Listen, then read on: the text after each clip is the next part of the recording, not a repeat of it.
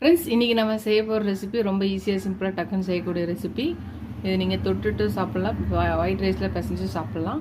அரைச்சக்களி cook with கோமாளி ஸ்பெஷலில் செஞ்சது. வாங்க இதை எப்படி செய்யலாம் பார்க்கலாம்.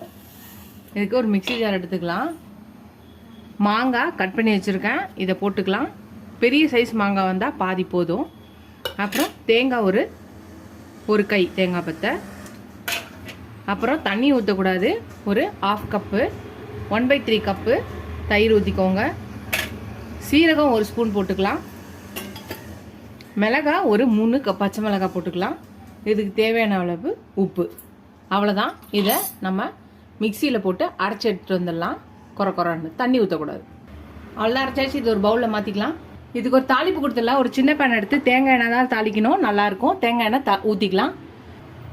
கடுகு உளுந்து ரெண்டையும் போட்டுக்கலாம். கொஞ்சோண்டு கருவேப்பிலை போட்டுக்கலாம். அவ்வளோதான், வெடிச்சிடுச்சு. அடுப்பை நிறுத்திடலாம். தாளிச்சதை இந்த இதில் ஊற்றிடலாம். அவ்வளோதான். நம்மளோட அரைச்சக்களி ரெடி ஆயிடுச்சு. சாதத்தோட இந்த அரைச்சக்களியை போட்டு நல்லா பிசைஞ்சு, இதுக்கு தொட்டுக்கு எதுவுமே தேவையில்லை. இந்த மாதிரி அப்பளம் வந்தால் போதும். நல்லா அப்பளத்தை வச்சு சாதத்தோடு சேர்த்து சாப்பிடும்போது